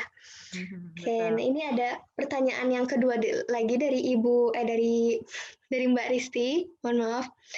Kak, mohon izin bertanya. Assalamualaikum warahmatullahi wabarakatuh. Ibu, maaf mau tanya, lalu bagaimana caranya bisa kita tetap melakukan mimpi-mimpi kita itu dengan keadaan yang mungkin tidak mumpuni serta terbatas dan juga semangat yang naik turun begitu. Sebelumnya terima kasih Ibu dan memulai kembali aktivitas di masa saat ini. Ya. Karena selama online ini akan terasa canggung begitu katanya Bu. Ya. Oke. Sebetulnya gini Mbak, balik lagi ya bahwa ketika kita punya target gitu ya, mau situasi kayak apa, kita akan mengupayakan betul gitu ya. Jadi misalnya sederhana, misalnya dalam konteks kuliah gitu ya, bahwa sekarang ini kan jelas 1 semester ini kita full daring gitu ya, full virtual gitu ya. Tetapi gitu ya, ini hanya sebagai media dulu. Kita harus membingkai dalam pikiran kita, kognitif kita bahwa sebetulnya proses pembelajarannya itu kan sebenarnya sama. Hanya medianya yang berbeda. Artinya dalam situasi normal pun ketika saya misalnya belajar secara luring, artinya kan kewajiban saya, apa yang saya lakukan itu kan sebenarnya juga sama. Bahwa saya sebagai mahasiswa gitu ya, itu punya bukan kewajiban ya, tetapi memang punya tugas untuk melakukan kuliah, menjalankan kuliah dengan sebaik-baiknya. Nah, yang membedakan ini hanya media. Dan memang tentu akan berbeda itu dalam konteks lingkungan sekitar kita ya. Kayak misalnya saya ngajar dengan situasi rumah begini, punya anak bayi begitu ya, punya anak yang juga SFH dan sebagainya, tentu itu akan perlu kita adaptasikan. Gitu ya. Jangan dikira saya sudah langsung bisa beradaptasi, enggak. Dan saya yakin Anda juga punya struggling terhadap hal itu, gitu ya. Ada struggling itu ya Anda berusaha juga untuk mengadaptasi seperti itu karena memang situasinya tidak sedikit berbeda, gitu ya. Saya sampaikan sedikit berbeda. Tetapi ya bukan berarti kemudian menjadikan diri kita bahwa ini kemudian membuat saya menjadi menjadi tidak bisa produktif. Nah, sekalipun misalnya ya, Anda punya perasaan-perasaan yang itu cemas, sedih gitu ya, takut, khawatir bahwa apa saya bisa melalui ini semua dengan baik gitu ya. Ini kalau apalagi mungkin ada tantangan bahwa misalnya dari segi materi, dari segi bahan dan sebagainya, sumber daya itu punya keterbatasan, apakah saya bisa melalui ini semua dengan baik begitu ya. Ya. Ketika misalnya ada perasaan-perasaan itu yang itu ternyata Anda tidak bisa mengelolanya sendiri, nah boleh Anda misalnya mencari bantuan kepada orang lain. Karena perasaan seperti itu wajar. Anda harus menerima dulu ya. Anda harus menerima dulu bahwa saya sendiri saya menyampaikan kepada keluarga saya, anak-anak saya, suami saya bahwa Umi ya, saya menyebut diri saya kan karena untuk anak-anak ya. Umi ini sudah mau ngajar tapi belum nyiapin apa-apa. Tolong diberi waktu gitu ya. Tolong diberi waktu gitu. Artinya kita perlu menyampaikan gitu ya kepada orang lain gitu ya. Dalam hal ini saya keluarga saya bahwa saya butuh dukungannya untuk saya tolong diberi waktu dulu untuk saya bisa bekerja. Karena kalau beda ya, kalau misalnya saya bekerja di kantor, anak saya di sekolah, suami saya kerja, kan beres gitu ya, urusan masing-masing selesai gitu. Tapi kalau di rumah kan semuanya jadi satu semua. Maka saya perlu menyampaikan. Bahkan saya juga nggak sungkan menyampaikan, Umi ini lagi stres gitu ya. Umi lagi stres ya, tolong dong dibantu kerjasamanya kan gitu ya misalnya ya. Jadi saya menyampaikan bahwa tolong dong dibantu gitu karena Umi lagi stres nih, mau nyiapin gini, mau ini, mau begitu gitu kan. Tolong dibantu. Nah, Anda ketika muncul perasaan-perasaan itu diterima saja nggak apa-apa. Ya, jadi jangan merasa khawatir ketika ternyata kok nanti harus memulai lagi dan sebagainya, nggak usah mikir yang terlalu jauh dulu.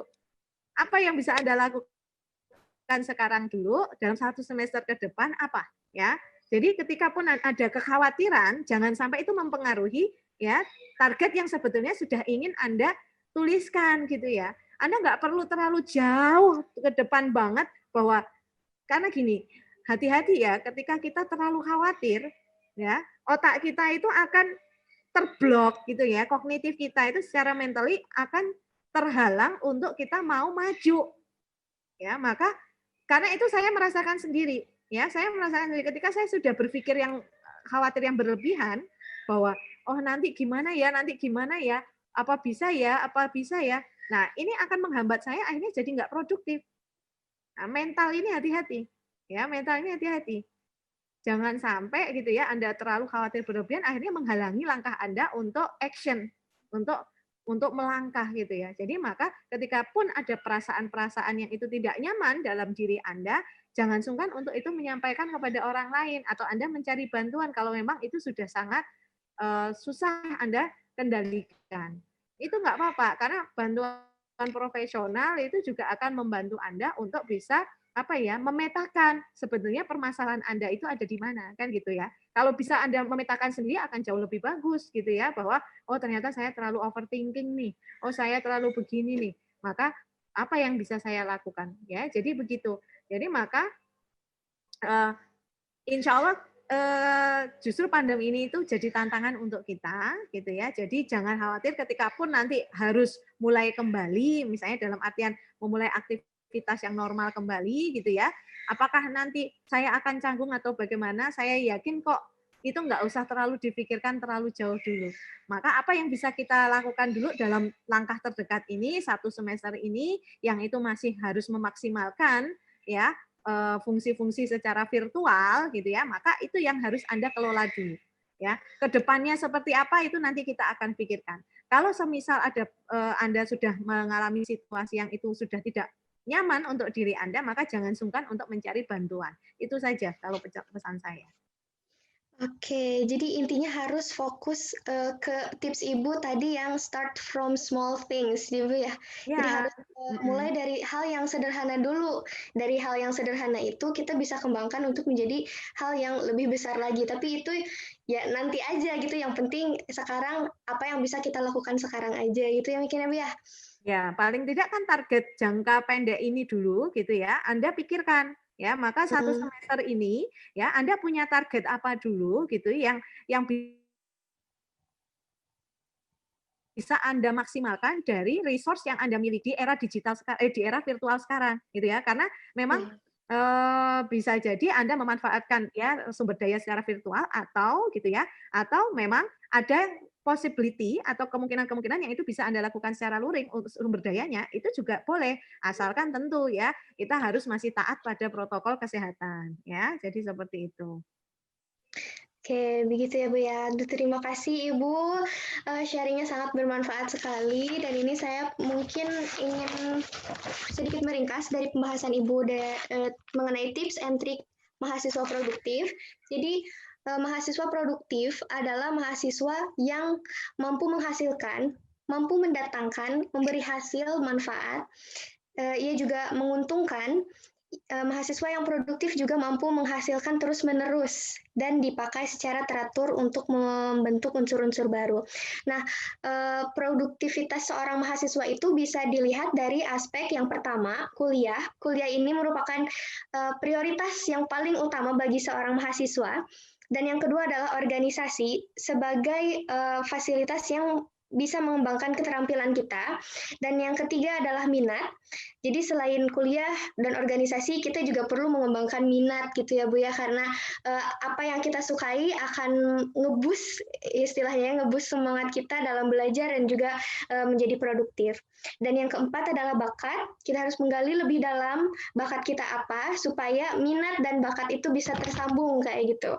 Dan yang terakhir adalah sosial, menjalin interaksi dengan lingkungan sosial yang beragam. Nah, ini nih kebanyakan dari kita-kita yang biasanya terlalu sibuk dengan organisasi sampai lupa di rumah tuh kita harus bersosialisasi juga sama ibu, sama bapak, dan kita juga harus bersosialisasi dengan tetangga kayak gitu. Terus bagaimana caranya menjadi mahasiswa yang produktif? Yaitu mereka harus mempunyai target dan cita-cita, dan mereka harus menuliskannya gitu. Jadi harus divisualisasikan melalui tulisan-tulisan apa yang kalian inginkan, apa yang menjadi target kalian itu. Dan apabila sudah dituliskan, apabila sudah melakukan penetapan goal setting, ingat bahwa bagi seorang muslim itu goals utamanya adalah akhirat. Jadi apapun goals yang kita punya, apapun target yang kita punya harus diselaraskan dan tidak boleh bertentangan dengan goals akhirat kita. Seperti itu. Nah, terus dalam tips yang lebih praktikalnya, kita harus start from small things, teman-teman. Jadi dalam menentukan target itu jangan terlalu gede dulu, maksudnya jangan terlalu overthink kayak gitu ya. Harus menuliskan atau buat list minimal kalau buat kita mahasiswa 1 semester. Lakukan secara kontinu sesuai dengan minat sendiri juga tentunya. Dan kita juga harus ingat, a goal without a plan is just a wish. Jadi target-target itu harus kita detailkan lagi dengan apa-apa aja hal yang harus kita lakuin kayak gitu. Dan menanggapi tips and trik menjadi mahasiswa produktif saat pandemi, kita harus menyesuaikan aktivitas kita dengan sumber daya yang kita punya. Terus kita juga harus terus mencari informasi dan menambah keterampilan, seperti contohnya membuat sesuatu secara virtual, seperti itu. Fokus ke target teman-teman, dan kalau misalnya kita futur atau kita merasa lelah, merasa gak semangat, kita harus menerima keadaan. Gak apa-apa, kita lagi gak semangat, terus kita juga jangan lupa untuk mencari bantuan apabila kita memerlukan bantuannya. Seperti itu mungkin teman-teman. Terima kasih untuk berapa partisipan ini? 68 partisipan yang sudah menemani, yang sudah join di webinar kali ini. Mungkin sekian dari saya. Mohon maaf apabila terdapat banyak kesalahan. Wabillahi taufiq wal hidayah. Wassalamualaikum warahmatullahi wabarakatuh. Saya kembalikan lagi kepada MC. Ya, sangat luar biasa sekali ya. Terima kasih kepada Ibu dosen kita, Ibu Hajirah Qudsi ya, yang telah menyampaikan materinya. Semoga bisa bermanfaat bagi kita semuanya dan kita terapkan dalam kehidupan sehari-hari. Apalagi hadirin sekalian yang masih menjadi maba dan miba, tentunya masih ada 4 tahun ke depan menempuh di kampus tercinta kita di Universitas Islam Indonesia. Dan terima kasih kepada moderator yang telah memandu pembicara sampai dengan saat ini.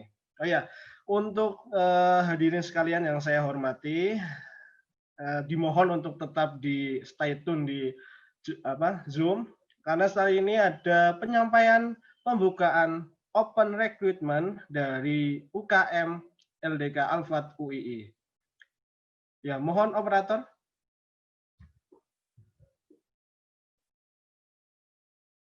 Bisa ditampilkan.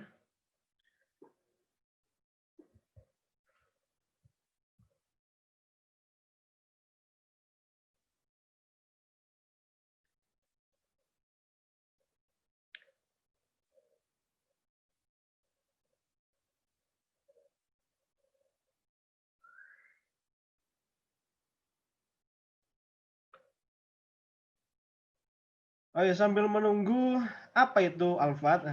Alfat itu adalah sebuah lembaga dakwah kampus yang ada di Universitas Islam Indonesia, merupakan LDK yang terdaftar resmi di FSLDK.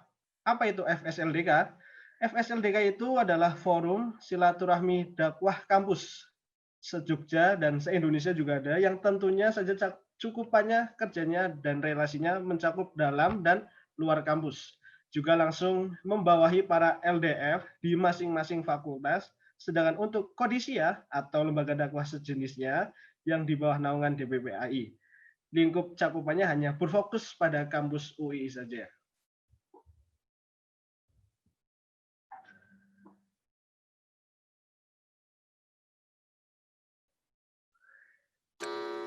Hadirin bisa disaksikan. Assalamualaikum warahmatullahi wabarakatuh. Halo, Maba Miba UI 2020. Selamat datang di kota Yogyakarta. Dan selamat datang di Universitas Islam Indonesia. Perkenalkan, aku Fatih. Aku Fatia. Selamat ya teman-teman, udah jadi mahasiswa nih. Alhamdulillah, selamat ya. Oh iya, kalau mahasiswa itu bukan mahasiswa aja ya, udah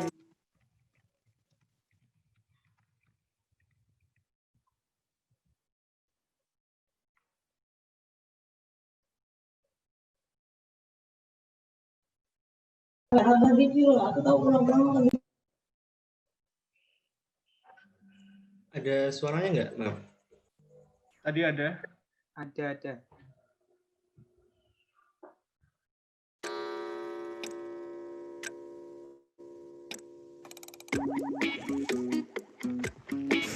Assalamualaikum warahmatullahi wabarakatuh. Halo, Maba Miba UI 2020. Selamat datang di kota Yogyakarta. Dan selamat datang di Universitas Islam Indonesia. Perkenalkan, aku Fatih. Aku Fatia.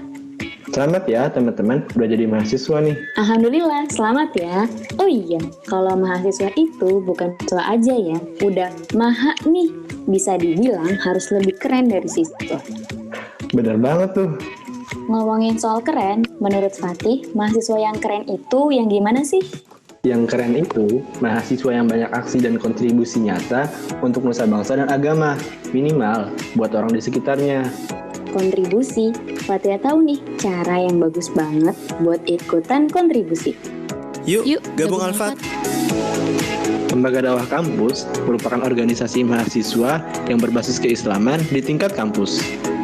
Di sini, kamu bisa melakukan banyak kegiatan yang bermanfaat, mengasah keterampilan sosial, dan masih banyak lagi. LDK Alfat memiliki 5 departemen khusus. Ada kaderisasi, syiar, jaringan dan media, kewirausahaan, serta kemuslimahan.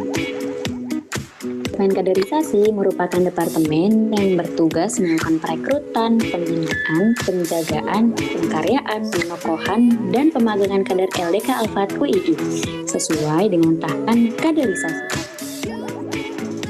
Departemen Syiar merupakan departemen yang fokus dalam mensiarkan dakwah Islam melalui kegiatan lembaga dakwah kampus yang diperuntukkan untuk mahasiswa atau masyarakat umum. Departemen Jaringan dan Media merupakan departemen yang mengambil alih dalam pengelolaan sosial media sebagai sarana penyebaran dakwah Islam. Selain itu, Departemen Jaringan dan Media berperan dalam menyambung tali silaturahim antar LDF se-UII ataupun LDK se-Indonesia. Departemen Kewirausahaan merupakan departemen yang menciptakan usaha-usaha yang kreatif dan inovatif serta membangun jiwa entrepreneur muslim anggota LDK Alfat UII. Departemen Kemuslimahan adalah departemen yang bergerak dalam syiar dakwah khusus akhwat dan sebagai wadah untuk merekatkan ukhuwah dan silaturahim antar akhwat LDK Alfat dan akhwat LDF se-UI. Masya Allah, keren-keren banget di departemennya. Teman-teman udah kepikiran belum buat gabung Alfat? Biar tambah yakin, nih ada sedikit cerita dari Alfat. Semoga membantu. Saya Alfat bukan hanya sekedar lembaga, tapi Alfat juga merupakan rumah. Di dalamnya kita dapat menemukan keluarga-keluarga baru, saudara-saudara baru, orang-orang yang selalu mengingatkan apabila kita salah, orang-orang yang selalu menyemangati kita untuk menuju kebaikan. Maka mari bergabung dengan Alfat. Ya, karena kalian yang pertama nih akan mendapatkan relasi, gak cuma teman-teman LDK UI saja nih, tapi seluruh LDK di kampus Jogja tentunya. Terus yang kedua, teman-teman akan mendapatkan lingkungan yang sangat kondusif. Nah, selain itu, teman-teman akan menemukan banyak orang yang saling berlomba-lomba dalam kebaikan. dan tentunya saling mengingatkan satu sama lain. Yuk gabung Alfat. Yuk gabung Alfat. Yuk gabung Alfat. Yuk gabung Alfat. Yuk gabung Alfat. Sampai jumpa di Alfat ya. Wassalamualaikum warahmatullahi wabarakatuh.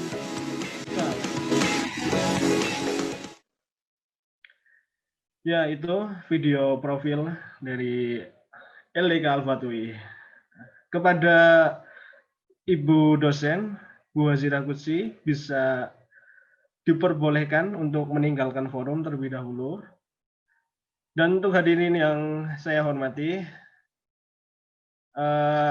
LDK Alfat UI sudah membuka pendaftaran dari tanggal 10 kemarin, September 2020, sampai dengan 28 September. Untuk link pendaftaran ada di bio Instagram Alfat. Nah, bisa diklik di sana, terus daftarkan diri kalian. Semoga kalian bisa masuk ke dalam keluarga kami, LDK Alfat UI. Dan selanjutnya, hadirin yang berbahagia, setelah ini ada pengisian absensi webinar yang sudah di-share di grup WA dan forum chat Zoom. Saya kasih waktu 5 menit untuk mengisinya. Silahkan hadirin bisa diisi terlebih dahulu.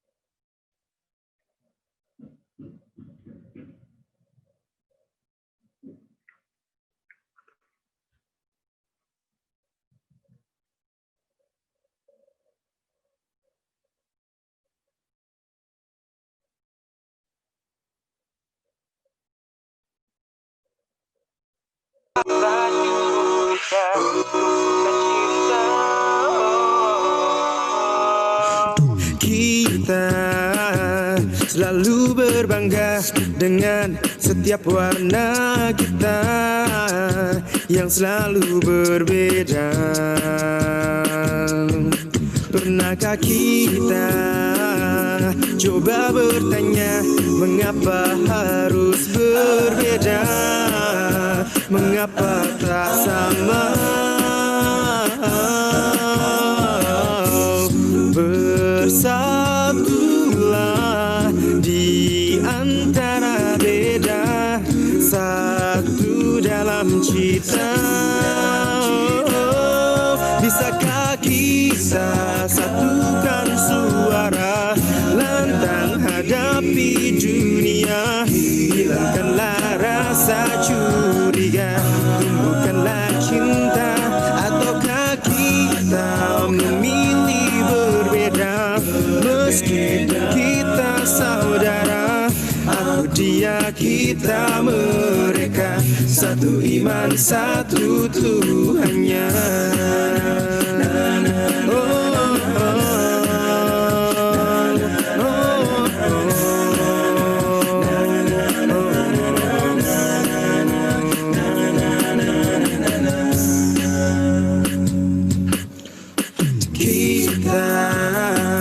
Sering merasa lebih dari yang lainnya dan ingin dipuja. Pantaskah kita puas berbangga dengan warna yang berbeda saat dunia dalam duka? Bersatulah di antara beda, satu dalam cita. Bisakah kita satukan suara, lantang hadapi dunia, hilangkanlah rasa curiga,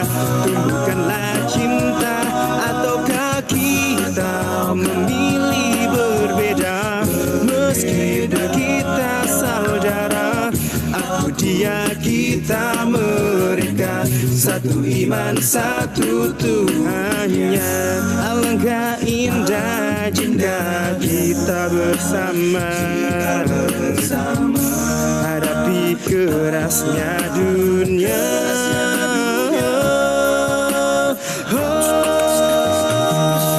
Bisakah kita satukan suara, lantang hadapi dunia, hilangkanlah rasa curiga, tumbuhkanlah cinta, ataukah kita memilih berbeda, meskipun kita saudara, aku dia kita mereka, satu iman satu Tuhannya.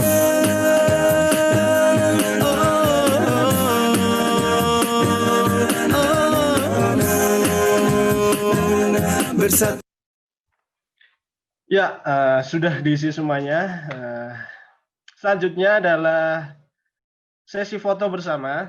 Jadi untuk yang bertugas men-screenshot ya, ini bukan foto pakai kamera. Ya bisa dinyalakan kameranya semuanya, mau eksis kayak gimana juga boleh ya. Yang penting masih syar'i, masih menutup. Ya bisa diaba-aba untuk yang mau screenshot.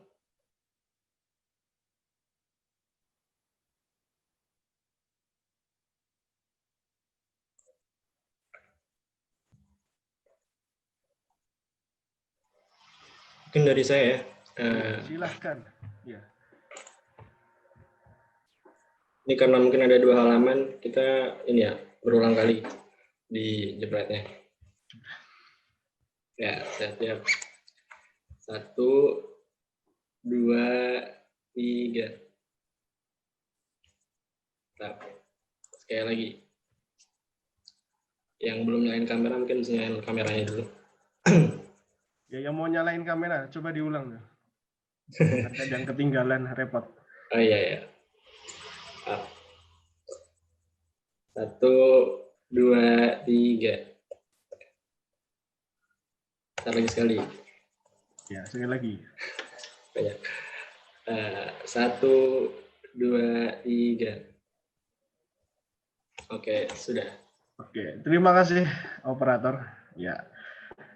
Terima kasih kepada seluruh hadirin. Kita sudah sampai di penghujung acara. Sudah melewati berbagai hal yang ada. Alhamdulillah, terima kasih banyak kepada seluruh narasumber, kepada moderator, dan seluruh panitia. Dari awal yang menyimak sampai akhir hari ini, sampai akhir ini maksudnya. Saya ada sedikit pantun gitu ya. Burung kutilang ditaruh di kandang, terus berkicau sampai pagi. Terima kasih sudah datang, semoga ilmunya bermanfaat bagi diri. Oke. Ya, saya di sini mewakili seluruh panitia, mohon undur diri dan diberitahukan kepada tadi yang bertanya bisa menghubungi admin untuk mendapatkan hadiahnya. Oke. Ya, terima kasih kepada seluruhnya. Saya MC undur diri. Terima kasih, syukron. Wassalamualaikum warahmatullahi wabarakatuh. Waalaikumsalam. Selamat pagi dan selamat menjalankan aktivitasnya. Terima kasih teman-teman. Sampai jumpa di pertemuan berikutnya.